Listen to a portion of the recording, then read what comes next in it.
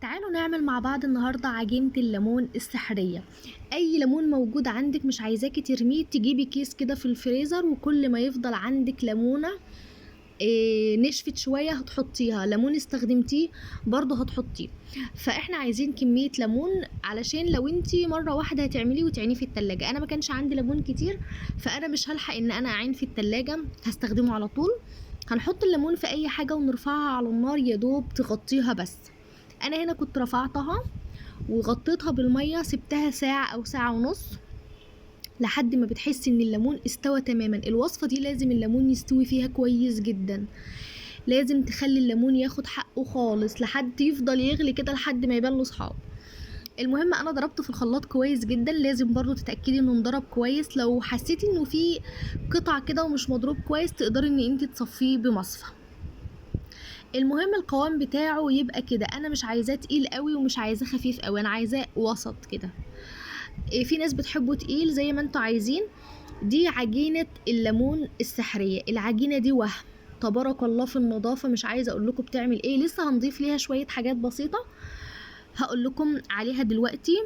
اهم حاجة في الوصفة دي لازم يكون عندك ملح ليمون. ملح الليمون ده بيفرق جدا مع وصفة العجينة بتاعة الليمون، لابد يكون فيها ملح ليمون. فانا هنا حطيت معلقتين من ملح الليمون، وكمان هحط كربونات الصوديوم اللي هي البيكنج صودا، هحط شوية منها علشان بتفرق قوي في النظافة، بتخلي معانا اي حاجة ستيل تمسحي الارضيات البوتاجاز. حطي معلقة منهم على الهدوم بتاعتك وانتي بتغسلي، بدل هي بتتفاعل وبيفوروا مع بعض كده. اعرفوا ان الوصفة صح، واعرفي ان الحاجات اللي انتي بتستخدميها حاجات كويسة، اللي هو مثلا الملح الليمون والبيكنج صودا، اعرفوا ان هما جودتهم كويسة جدا، مش مركونين عند في السوبر ماركت زي ما انت شارياها. في حاجات بنشتريها بتبقى مركونة عنده ما بتتفاعلش ومش كويسة جدا، فبتعرفي ان هي بايظة. فبدل اللي اتفعلت معاكي كده اعرفي ان الحاجات دي كويسة. هنحط كمان معلقتين صابون. الصابون ده علشان يحفظ لي الليمون شوية كمادة حافظة، بس اهم حاجه يكون بالليمون، بريل بقى بالليمون، فيبا بالليمون، اي حاجه، المهم ان هي تكون بالليمون. شايفين الرغوه والقوام عامل ازاي؟ عايزه اقول لكم انه تبارك الله في النظافه هنا كانت الرغوه بتاعته قلت شويه، فكنت بوريكم القوام بتاعه عامل ازاي. تبارك الله تحفه في النظافه، مفيش بعد كده.